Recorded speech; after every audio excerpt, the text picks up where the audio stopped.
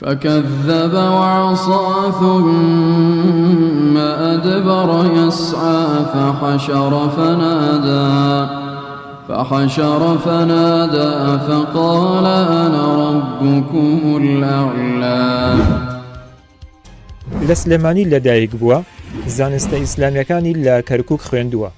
هێشتا 3 دەی لە تەمەنی بەڕێ نەکردووە، بەڵام لە هەموو جیهانی ئیسلامیدا بەناودەنگ بووە. ئەو لەبەر سۆزی دەنگەکەی و بەهۆی پاراوی قورئان خوێندنەکەی لە چەندین وڵاتەوە بانگهێش کراوە بۆ پێشنوێژی. لە زۆربەی وڵاتانی عەرەبی پێشنوێژی کردووە، بەڵام وەک خۆی دەڵێت کوردستانی جێنەهێشتووە. لایکێ مۆڵەتی قورئان خوێندنت وەرگرتووە. سەرەتا کە دەستم پێ کرد مامۆسایەکی قورئانم هەبوو، ناوی شێخ ئەسمەت بوو، ئەبوو ئەیوب، بەڵام ئیجازەی وەرگرتنم لای ئەو نەبوو. شێخ ئیبراهیم بن فاضل ئەلمەشهادانی ئیجازەی قورئانم لێ وەرگرتووە. حاڵی حازر ئەخوێنم بۆ ئیجازەیەکی تر لەلایەن مامۆسای قورئان خوێن شێرزاد عەبدوڕەحمان کە ئەویش کوردە چەنای چەند ساڵە لە وڵاتی ئیمارات ئەژی. بەشداری هیچ پێشبڕکێیەکی جیهانیت کردووە؟ وەکو بەشدار بووبێتم شتیوانە بە مناڵی بەشدار بووم لە ساڵی 2001 و ئەو ناوە بەشدار بووم لەسەر ئاستی عێراق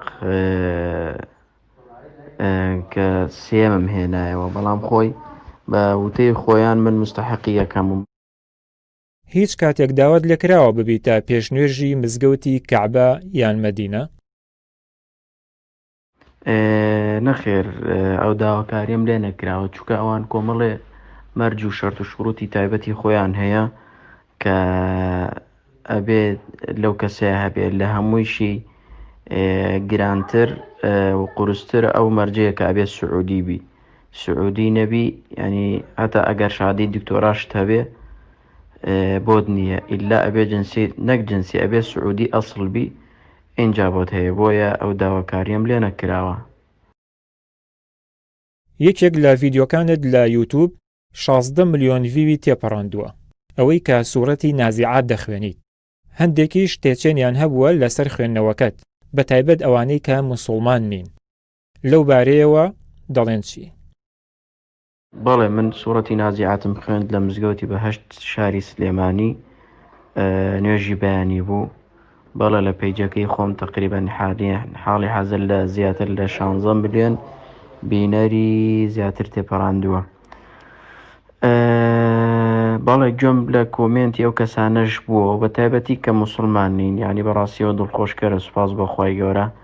ئەگەر ئەوان بە هەر ڕاز و نیازێک بڵاوی بکەنەوە، بەڵامەوە ئینشاءالله ئەجر و پاداشتێکی گەورەیە بۆ من، خوای گەورە لێ من قوبوڵکە. هیوادارم بەهۆی ئەو بۆچوون و کۆمنتانی ئەوان کە لەسەر ئەو ڤیدیۆی من ئەیدەن، هیوادارم بێتە هۆکارێک بۆ ئەوەی کە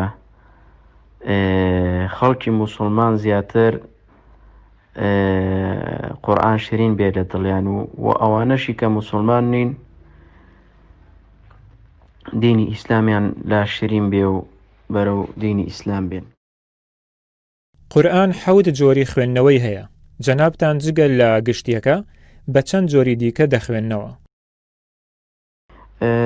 وەکو ئیجازە، وەکو کە ئیجازەم لێ وەرگرتبێت تەنها لە عامەکەیە کە ئەڵێ عامەکە کە لە حەفسەوە قراءة حەفس عن عاصمی پێڵێ. من تەنها ئیجازەیەکم لەوە هۆی وایکەمە 2 ئیجازە بە سەنەد عالی ئینشاءالله.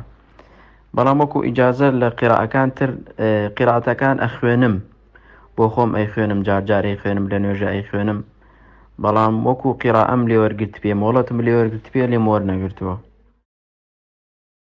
ئێوە لە خوێندنی قورئان بە کام لەم جۆرانە قورئان دەخوێنن؟ تەحقیق واتە هێواش، تەدویر واتە وەسەط، حەدر واتە خێرا. من ئەتوانم بڵێم پێشنوێژیەکانم وەسەطە تەقریبەن، ئەوەتان نە ئەوە تا زۆر خاو بێ، نە ئەوە تا زۆر سەریع بێ کە حەدری پێڵێن، من خوێندنەوەم وەسەتە. خۆتان کوردن و جلوبەرگی کوردیش دەپۆشن، بەڵام هیچ ئاوازێکی قورئان خوێندنی کوردی ناخوێنن. ئایا هیچ ئاوازێکی قورئان خوێندنی کوردی هەیە؟ کاکی واگیان، ئەوەی کە من شارەزابم لە قورئان و خوێندنەوەی قورئان شێوازی کوردیم نەبیست و ینی کورد شێوازێکی هەبێ تایبەت بێ بە قورئان خوێندن.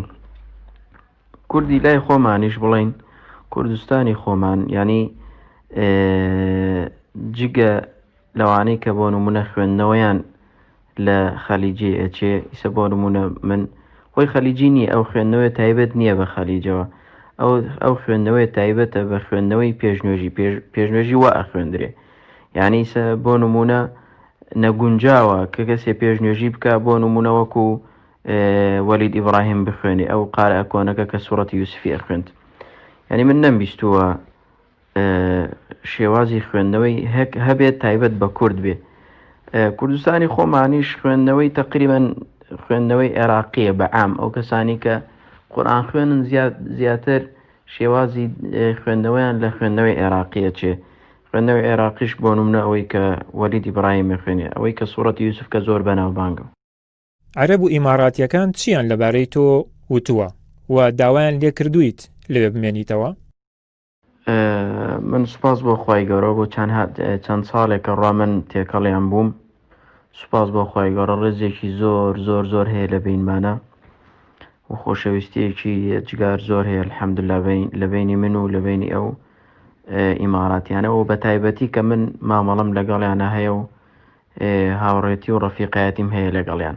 ینی ئەوان زۆر هەوڵی ئەوەیانەدا کە من لێ بمێنەوە بە درێژایی ساڵ، ینی هەموو شتێکی ئەوەکەوە ئینسان پێویستی پێی هەبێ سوپاس بۆ خوای گەورە لێوێ بۆم دابینەکەم بە زیادشەوە.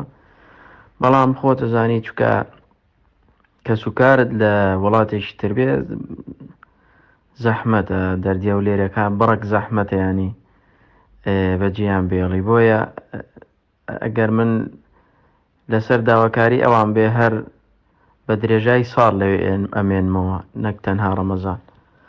بەڵام چکە کە سوکارم هەمووی لێرێ لە کوردستانە لای لێرەیە، بۆیە من ناتوانم جیان بهێڵم و ئەو هۆکارەکەیەتی.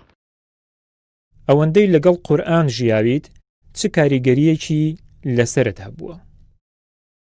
بەڕاستی ئەمە ینی کاتێوێ ئەمە بە دەقە و دوو دەقە حەقی خۆی نادەمێ، بەڵام هەوڵەدەم وەڵامی ئەو پرسیارە بمەوە.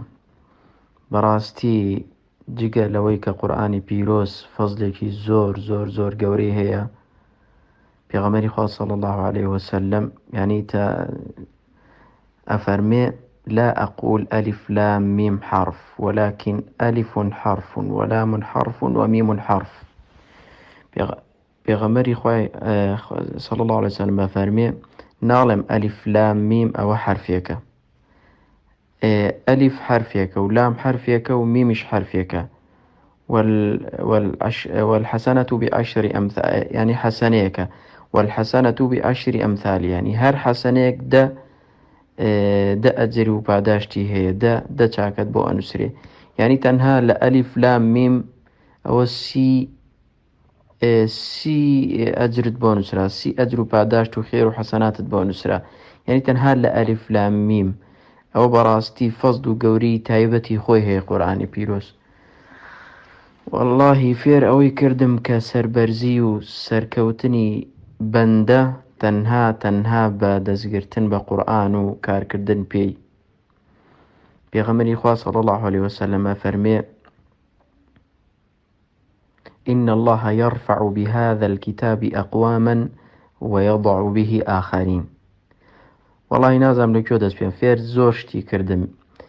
پێغەمبەری خوا صلی الله عليه وسلم فەرمێ بەهۆی ئەم کتابەوە کە قورئانی پیرۆزە خوای گەورە چەندەها کەس بەرز دەکاتەوە پلەپایەکی بەرزی تایبەتیان پێ ئەبەخشێ هەم لە دونیا هەم لە قیامەت. يرفع بهذا الكتاب أقواما چەندەها کەس بەرز دەکاتەوە بەهۆی ئەم کتابەوە کە قورئانە ويضع به آخرين و چەندەها کەسشی پێدا ئەگرێ پێ نزمەکاتەوە پێ پلەپایان نزمەکاتەوە. ئەمەش فێری شتێترتەکە فێری ئەوەکە نیەت پاکی دڵسۆزی لە خوێندنەوەی قورئانە. چۆن ینی کەسێکە پرسیار بکات چۆن ینی بەهۆی ئەم قورئانەوە چەنا کەس بەرزەکاتەوە چەنا کەس نزمەکاتەوە. پرسیارەکەی وەڵامەکەی ئەوەیە کە ئەگەڕێتەوە بۆ نیەت پاکی ئەو ئینسانە کە چەندێک قورئانە خوێنێتەوە چەندێ ئەو قورئانەی خوێندەوە بە نیەت پاکی بە تایبەت خاڵسەن مخلیسەن 100% بۆ خوای گەورە قورئانی خوێند ئەوە خوای گەورە بەهۆی ئەو قورئان خوێندنەوە بەرزێکاتەوە. بەڵام هەر کەسێک قورئانی خوێند بۆ ئەوی پێی بڵێن دەنگی خۆشە و بۆیە بەناوبانگ بێ لەناو خەڵکیە و لە وڵاتان و لە جیهانە و خەڵک بێتە مەوزوعی خەڵک باسی بکە ئەوە ڕاز و نیازی بێ خوای گەورە دایەگرێ. ینی فێر ئەوەی کردم کە هەر شتێک بکەی هەر کار و کردەوەیەک بکەی بە تایبەتی کار و کردەوەی دینی هەر کار و کردەوەیەک بکەی بەڕاستی قورئان خوێندن ژیان لەگەڵ قورئانە فێر ئەوەت دەکا کە دڵسۆزیت هەبێ ڕاز و نیازت 100% مەبەستت خوای گەورە بێ. چکە ئەگەر وانە بێ ئەو قورئان خوێندنەوەیە نەک ئەبێتە ئەجر و پاداش بۆت ئەبێتە بەڵایەک و هۆکارەکەشی خۆتی کە کاتێ خوێندنەوەت کاتێ ئەو قورئانە دەخوێن مەبەستت خوای گەورە نەبوو مەبەستت ڕەزابوونی خەڵک بوو مەبەست ئەوە کە بوو پێت بڵێن دەنگت خۆشە پێت بڵێن قورئان خوێنێکی تایبەتی. سپاس بۆ خوای گەورە هیوادارم خوای گەورە نیەتمان پاک کاتەوە و هەر کار و کردەوەیەکی چاک ئەیکەین کار و کردەوەیەکی چاک ئەەکەین مەبەستمان تەنها خوای گەورە بێ.